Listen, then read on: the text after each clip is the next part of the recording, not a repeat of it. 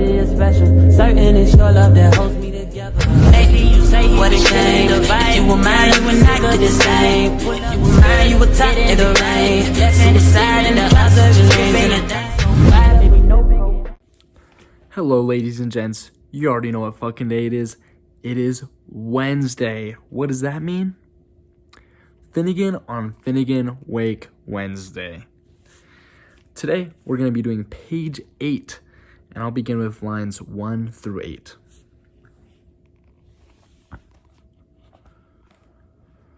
Enjoyable of our mounding masses, now Walensau National Museum, with, in some greenish distance, the trump of Waterloo's country, and 2 quite wild villages, who here of show themselves so gigglesomes minx the foliages, the predalis. Penetrators are permitted into the Musa Mound free, Welsh and the Paddy Patkinses, 1 shilling. Redecembers and ballads of old guard fine, poos poos, pussy prom, to sate the sort of their butt. For her, passkey supplied to the janitrix, the Mishrath Cath tip. Now, after some deep dive, I think they are enjoying a morning mass or memorial at a big national museum. And in the background, in the view of this museum, they have a beautiful, beautiful outlook on 2 villages, and it's very green, and there's a lot of pretty women. The prettilies, as Finnegan likes to call them, not bad bitches. And he's talking about how these prettilies talk and giggle, and he tries to find some puss and some butt, if you will. And he's just hoping that a mistress will touch his tip. Really, really riveting words here. Next, I'll be reading lines 9 through 11. This the way to the Musie room. Mind your hats going in. Now yez are in the Willingdon Musie room. This is a Prussian gun. This a French tip. This is the flag of the Prussia. Now here, I think a man is showing Finnegan around this big museum, and he shows them to the Musie room, as they call it.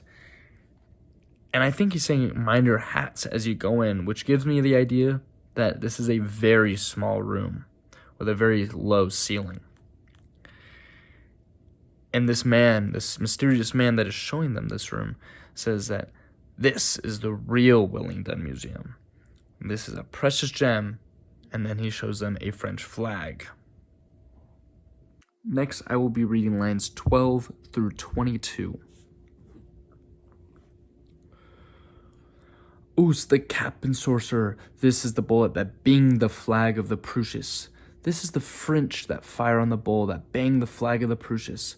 Salutes the crossgun, up with their pike and fork, tip, bull's foot fine.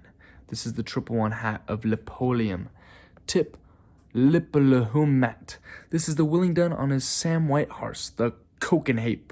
This is the big straw Willingdon, grand and magnetic, in his Goldenton spurs and his iron ducks and his quarter brass woody shoes and his magnets garters and his Bangkok's best and Goliar's goloshes and his pull-upon easy on ward shrews. This is the big wide horse. Tip. This is the 3 Napoleon boing crouching down in the living ditch. Now, I'm not going to repeat myself over and over through, but I think there's a lot of reference to the Battle of Waterloo, which we talked about in our last video, which I would think all of you remember, of course. To begin, he shows a bullet. This mysterious man showing them to the Musie room shows them a bullet that was believed to be the shot that brought the flag of Prussia back to its homeland. Then explains how the French fired upon the Prussias first, and talks of all the civilians and all the people rallying together with the military, bringing their pitchforks and such. Then he speaks of a legendary triple hat, the Tripola hat, or Lipola hat. And then Mr. Willingdon, the descendant of the museum's family, comes out on his famous white horse with very fancy wooden shoes and such. And he speaks of how this horse just has magical long strides. And this is the biggest horse in all of the area, all of the town, maybe even Ireland. He is that fucking guy. And then they see someone in a ditch. Next, I will be reading lines 22 through 34. This is an Innimaskilling Inglis. This is a Scotcher Grey. This is a Davy Stooping. This is the Boglapoium mordering the Lipland Bag, a Galagower's Argomant. This is the petty Napoleon boy that was neither bag nor bug. Assay, Tuchel fits to Mush. Dirty MacDyke and Harry O'Hurry. All of them Arminus Varminus. This is Delian Alps. This is Montival. This is Montipsy. This is the Grand Mons Engine. This is the Cremelian of the Alps hooping to shelter shock the three Napoleons. This is the Jennies with their league of horns fainting to read in their handmaid's book of trilogy, while making their war undecides the Willingdon. The Jennies is a coo in her hand, and the Jennies is a raven in her hair, and the Willingdon get the band up. This is big. Here, there is a lot of Latin roots and lots of Irish used. But to sum it down with some encryption, or decryption, I should say, he is speaking of this evil group that stoops very low in the things they do, and they show up. And he says that these evil people are murderers. But these men come together and they have a big quarrel, a big argument. And then Finnegan starts to get on them a little bit. He says they don't have no bag. He says these boys have no bag. They got no moves, and that they dry as fuck.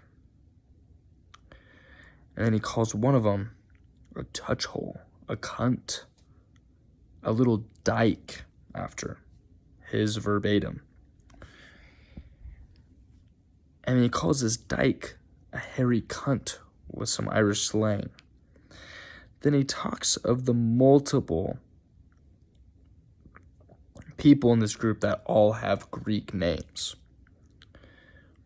But then I think it cycles back, and it's back to the present of them being at this memorial, at this big museum. And he says that all these girls that are there have their hair waving in the air. Yeah. And to top off this analysis, I'll be reading the last two lines, 35 and 36. Willingdon Memorial Tallow Scoop Wonder Worker upsides on the flanks of the Jennies.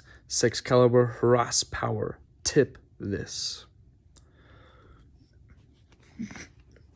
While they are at a memorial or a funeral, maybe, all Finnegan can think about is the raw sex horsepower that he has at his tip. Quite literally. And that's all I have for today and this week. Until next time, ladies and gents, Finnegan on Finnegan Wake Wednesdays, doos you a bid.